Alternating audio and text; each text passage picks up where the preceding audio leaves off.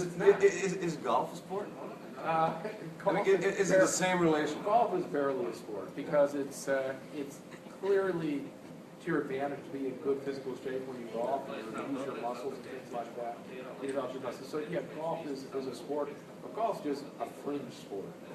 Certainly, if you have to walk, like nowadays, if I actually haven't even played golf the last year, I would never believe, because I was a serious golfer when I was a teenager, that I would take a golf cart to play around the golf.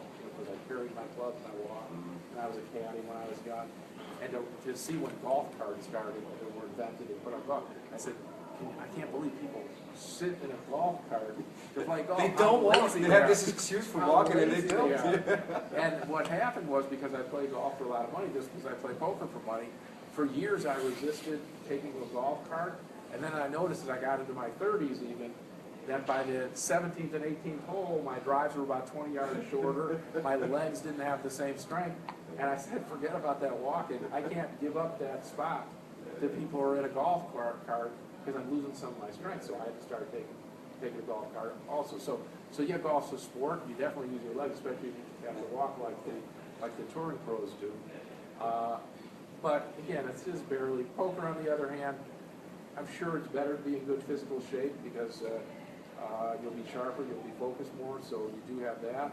But it's not sport per se. It's not sport. It's you know, I played in something in London where they called poker along with chess and some other games. They called them mind sports. So I can go along with that. Yeah, I can use go your along mind, with that too. strategize. There's logic, and there's tactics, and there's adjusting what your opponents are doing, just like in sports. So yeah, whatever. Mind sports. Can you tell me, is poker a priority in your life? Well, it's my job. It's a priority because that's how I pay the bills and put food on the table. But as far as me needing to play poker, if I was independently wealthy, there was a point where I had enough money, I thought I was going to retire from poker, and the economy went bad, and I didn't have as much. If I had all the money I needed, I probably would be traveling around. I'd be traveling and playing some tournaments. The tournaments could be fun, but I would probably play poker just, once in a while to keep my game sharp, maybe. But it wouldn't be like now where I play poker almost every day still, try to make a living. Because you do seem the kind of guy who does develop interests in life. You were heading for the PhD in mathematics, if I'm correct? Yeah. So you do have this scientific mind frame, or yeah, am I wrong? No, that's true. There are lots of things that I'd like to be interested in, lots of different things, whether it's music, literature, mathematics, medicine, things like that. Of course, I'd like to be interested in lots of things. But poker's my job. People often say, "Do you still love poker?" And the answer is, I never did. It wasn't something I played because of the love. I'm a competitive person, so I competed in sports and games my whole life. So I like competition, and it's something I do. And poker's just one of the ways I compete. But it's the way I compete that is the way I make my living. Yeah. Let's talk poker some more. So we had this debate, old school, new school. How's your take on that? Do you perceive it as such, or do you see like the main variable in this equation would be the arrival of internet poker to really change it? Well, I kind of laugh really at the younger players. A lot of them I don't even take very seriously. It's funny if I read the internet forums, they'll say, hey, he's over the hill. They'll say, old man, go away. You're not like the level of the younger players. And I say, a lot of the young players are specialists. They play heads up, no limit hold'em, or short-handed PLO. That's all they can play. And at their specialties, of course, they're good. It'd be like, I'm a basketball player. I can dribble, I can shoot, I can pass the ball. Get some of these guys, they can just shoot free throws. And they think they're basketball players. They play one game, and of course, one of the things somebody made a big deal, Tom Dwanow played me on a couple of hands of high-stakes poker. I hadn't played cash, no limit hold'em since the year before in high-stakes poker. Anyone playing every day one game, competing against someone who plays once a year is going to have an advantage. That's what I say to these guys, hey, we'll make up rules. We'll play a game, have someone else make up some rules, then we'll bet and we'll play poker, see who does better. And I think I'll probably do better than most of the young players, or like the World Series of Poker, where they have all the games and things like that. You want to bet against me in a tournament, or who wins a bracelet? I'll take any of them on, see if they have an advantage over me. But it's always been the case in poker, if you have a specialist who only plays one thing. Isildur, he's a nice guy, I like him.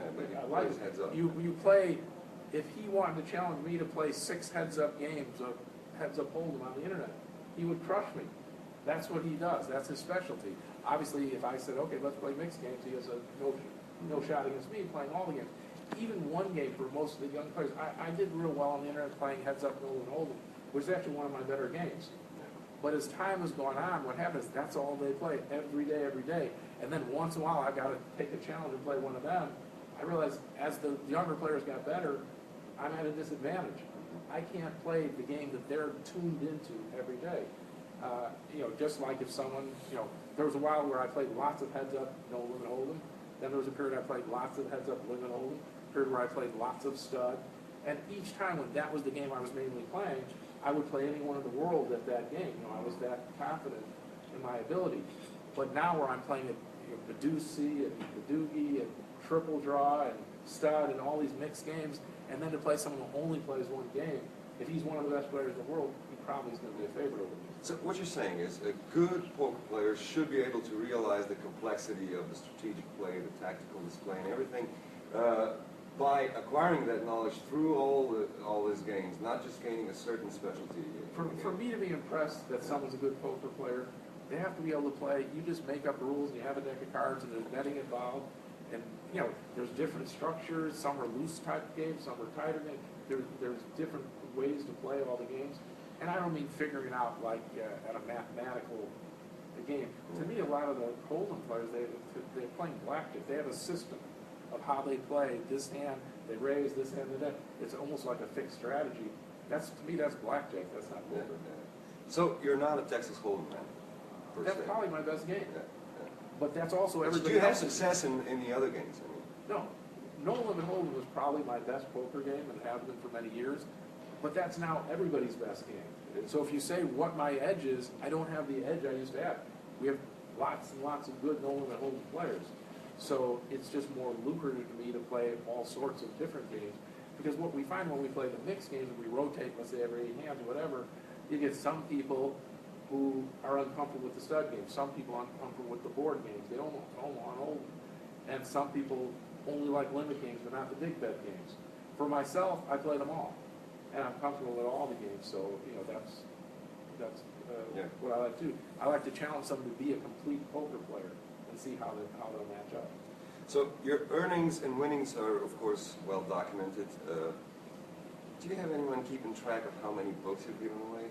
Signed books and journals? Yeah, I do. You do? My girlfriend's, because she's the one who's had to pack them and carry them. But I stopped. I told her last year I'd stop doing it, and so I don't do that anymore. I stopped. January 1st, 2012, I was done. So I don't give out a book anymore. People were unhappy here I didn't bring a book. But I think she told me it was 250 books I gave out. Oh, that's not bad. No, that's good. I think I won 3 or 4 tournaments while I was giving out the books. I won a couple bracelets. Well, I won a lot of bracelets. No, I mean 3 bracelets while I gave out the book, where I did give a book away. But obviously it's a tournament. Most of the time I played, I gave out a book. But tell me, of course, you do have situations when you play against your own family. How does that feel? Against my son. Yeah, your son. I mean, well, is that different? Do you keep your sharpness in shape even when playing first and dearest to you? I'd rather have my son win than myself. You want your children to do better than you at anything. That's part of being a parent. But a funny thing happened one time. I was at the same table as my son, and we got in a pot where I bet on the flop, and he called. And on the turn, we both checked, and on the river, I had nothing. And I bet. And he raised me, and at that point I said, I can't believe I just tried to bluff my son out of the spot. And I just showed them, anyone thinks we play soft, I showed them I had garbage. What happened, I didn't even notice the river came out a flush card. He made the nut flush, and he raised me. But my instincts kicked in. Very often when I have nothing and there isn't much action in the pot, I'm going to try to steal it, right? And I said, it's just my nature. It's like there's a story about a scorpion. A lot of people know stinging frogs. Why do you do that? It's my nature. Well, my nature is if someone shows weakness and I'm playing poker, I'm going to try to steal the pot. And even if it's my own son. All right. Fair enough. Tell me, You were mentioning before you're going to Berlin, you're going to Monte Carlo. Probably the EPT series is just about the only series which is not heavily connected to your name and past successes. How do you rate that series? And how do you, because on our television for which we're doing this interview, we covered a lot of EPT. And what's your take on that? I think those are pretty good fields, pretty tough fields, and they've gotten, I think, better every year. The first year I played, I remember my impression of the EPTs is a lot of wild Scandinavians, just, you got to call them down or come over the top, they're all playing crazy. But as has happened in every one of the markets, whether we're in Croatia or the Philippines or in Western Europe, over time, people get better. And so maybe the first time here, I came to Croatia, this is my first time, the field was pretty weak. A lot of players at my table weren't very experienced players. But if I come back in a couple of years, you're going to see the ones who survive have become professional poker players, and they're good players. It doesn't matter where we are. So you see that in Europe. Now it's a mature market. There are a lot of top players. It's a tough field. The EPT main event, some people think is one of the toughest fields that you will play all year. Do you think all the best players? I think it is. There are definitely good players, even let's say the World Series of Poker Europe main event is clearly tougher than the regular World Series event, just by the fact that the field isn't as big. Whenever you get a field nowadays that has a big buy-in, and it's only around 200 players, or 300 players, you're going to have a lot of professionals. It's going to be a tough field. So yeah, European players, they're good players now. I don't differentiate them. Whereas when I first came to Europe, they looked like weak players. Yeah. It's not that way anymore. And then the fact that they're where they live, for me, I probably won't sleep as well here. I have to travel to get here, puts me at a little disadvantage. Overall, I really haven't, like you said, I haven't had that much success in the European tournaments. Probably the best event I had was the main event of the World Series of Poker main event 2 years ago, I think it was. I came down to the last 3 tables. I got aces all in, got knocked out by tens. I made a pretty deep run. But for the most part, I haven't had that much success. Part of it is I haven't played that many tournaments. I usually only play, I've never played 10 tournaments in a year in Europe. It's usually maybe 3 to 5 tournaments, not counting now the World Series of Poker Europe. I played several of those. But outside of that, I'll usually just travel to London. I played the EPT London. I played the EPT Monte Carlo, or last year was in Madrid. I played that. And so this will be, for instance, the first year I've gone to Berlin. Obviously, the first year I've gone to Croatia. I just haven't played that many events. Hopefully, play a few more events, and I'll have some success.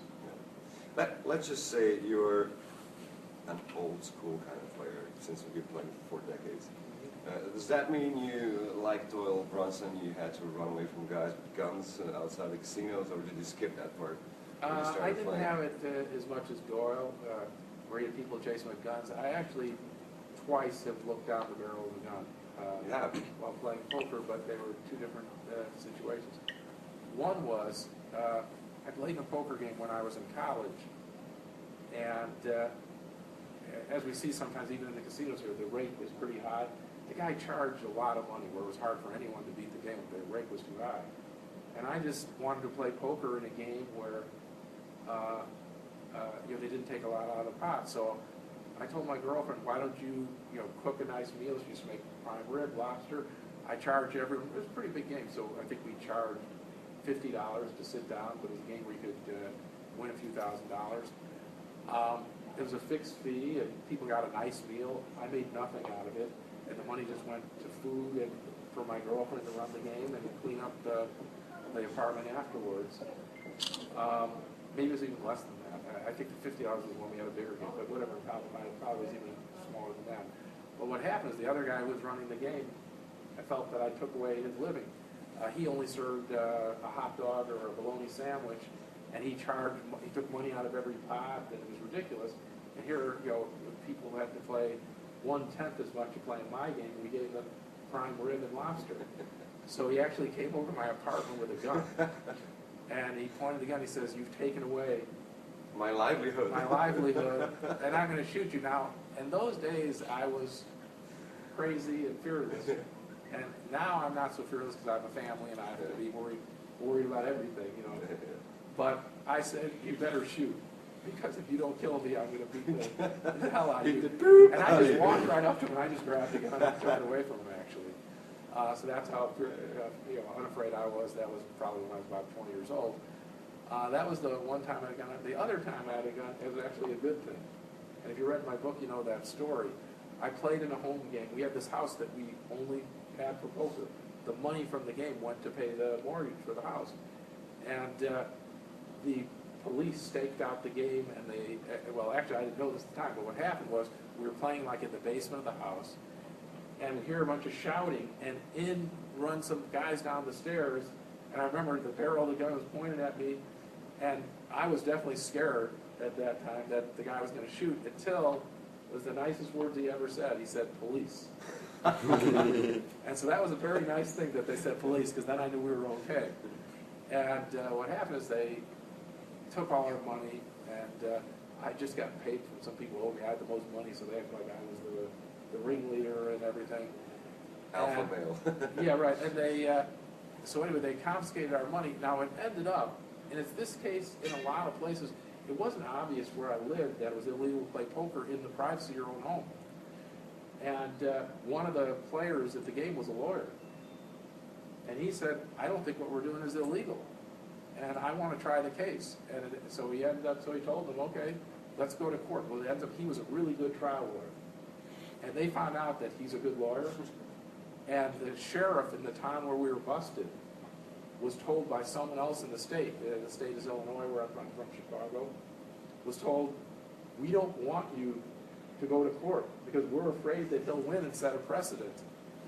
And they told the sheriff, don't go to court in this case. Now the sheriff came to us and said, listen, the election's in November, and it was like a few months before that. He said, we're just going to hold your money till November. And they put in the newspaper he had busted an organized crime and a casino, and they made up all these stories. I read about all this stuff, and so he said, after the election, you'll get your money back. What happened? He won the election. We got our money back. So I've had a gun pulled on me twice. All right, we're just going to slowly wrap up.